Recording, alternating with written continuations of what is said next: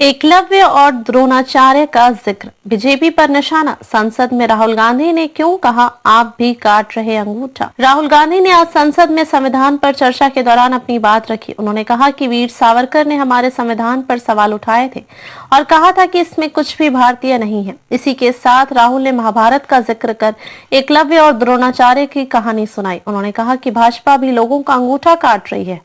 कांग्रेस सांसद और विपक्ष के नेता राहुल गांधी ने आज संसद में संविधान पर चर्चा के दौरान भाजपा पर जमकर हमला बोला।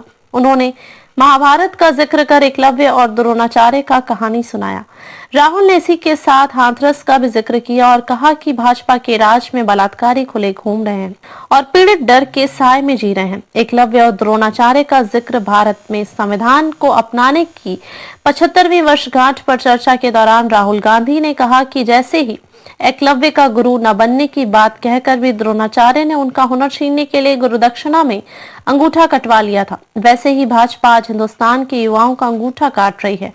राहुल ने कहा कि सरकार अग्निवीर योजना के तहत युवाओं का अंगूठा काट रही है। राहुल ने कहा कि भाजपा सरकार महाराष्ट्र में अडानी को धारावी प्रोजेक्ट देकर युवाओं से उनका रोजगार छीना है। उन्होंने कहा कि भाजपा ने छोटे कामगारों का हक छीनकर उनका अंगूठा काटा है।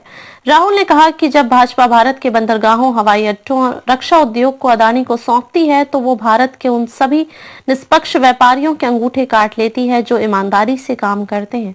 किसानों का भी अंगूठा काट रही सरकार। राहुल गांधी ने कहा कि आज दिल्ली के बाहर किसानों पर आंसू गैस के गोले दागे जा रहे हैं और लाठीचार्ज हो रहा है। कांग्रेस नेता ने कहा कि किसान आपसे एमएसपी की मांग करते हैं लेकिन आप अडानी अंबानी को मुनाफा देते हैं। सावरकर का नाम लेकर भाजपा पर निशाना। राहुल गांधी ने संविधान पर अपनी बात रखते हुए कहा कि सावरकर ने हमारे संविधान पर सवाल उठाए थे और कहा था इसमें कुछ भी भारतीय नहीं है। उन्होंने कहा कि सावरकर ने कहा था कि भारत के संविधान की सबसे बुरी बात है कि उसमें कुछ भी भारतीय नहीं है।